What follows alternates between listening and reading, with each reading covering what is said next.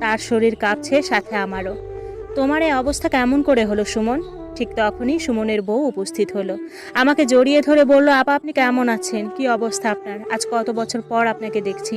আমিও তাকে জড়িয়ে ধরে বললাম, ভালো আছি আমি। আমি তাদের সাথে নর্মাল আচরণ করছি, কিন্তু সত্যি বলতে আমার বুকের দহন দেখাতে পারছি না।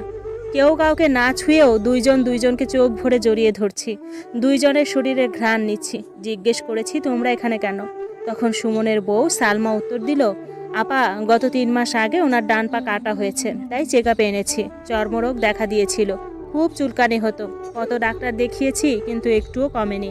সারা শরীরে ছড়িয়ে পড়ার অবস্থা হয়েছিল। সেখান থেকে ক্যান্সার হওয়ার আশঙ্কা আর পুরো শরীর ছড়িয়ে পড়ার অবস্থার জন্য ডান পা কেটে ফেলা হয় ওনার। শুনে আমার খুব আফসোস হয়। সালমা জিজ্ঞেস করলো, আপা আপনার বাচ্চা কাচ্চা নেই? আমি বললাম, আছে, 2 ছেলে।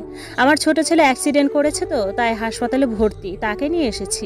প্রশ্ন করলাম, তোমার ছেলে মেয়ে কয়জন?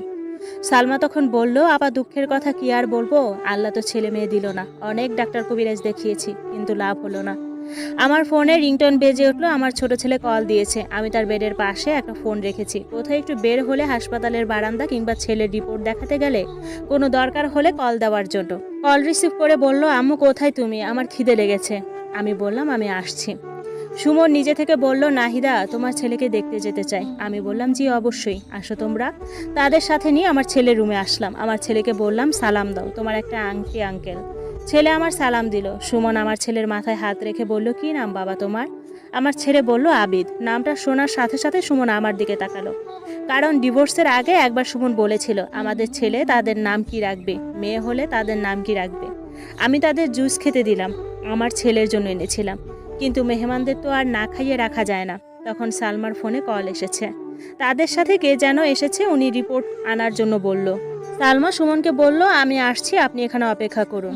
আমি আর সুমন হাসপাতালের বারান্দায় গিয়ে বসলাম। সুমন আমায় বলল, নাহিদা আমায় মাফ করে দিও। আমি সুমনকে বললাম, দূর, মাফ কিসের, যা হয়েছে বরং ভালো হয়েছে। কারণ আমি হয়তো এত সুন্দর জীবন কখনো পেতাম না। তোমার ওখান থেকে আসার 1 বছর পর হাই স্কুলের চাকরি থেকে আমি কলেজে শিক্ষকতার সুযোগ পাই। জানো সুমন, আমাকে এত বছরেও কেউ কখনো খোঁটা দেয়নি। আমি গরিবের মেয়ে, আমার কেউ নেই। যাই হোক, অতীত বাদ দাও। অতীত বলার সময় না এখন। আর দুইজনের বয়স শেষ, সময় শেষ। এক সময় তোমাদের অভিশাপ দিতাম, কিন্তু এখন আর দেই না। সুমন বলল, নাহিদা তোমাকে একটু জড়িয়ে ধরি, ভীষণ ভালোবাসি তোমায়। আমি আজও ভুলতে পারিনি তোমায়। মনের মধ্যে এখনো তোমার নাম খুব যত্নে আছে। আমি বললাম, জড়িয়ে ধরার মতো সময় আর নেই, তবে ভীষণ ভালো হয়েছে তোমাদের সাথে দেখা হয়ে। আজ আমি আমাকে দেখাতে পেরেছি বলে।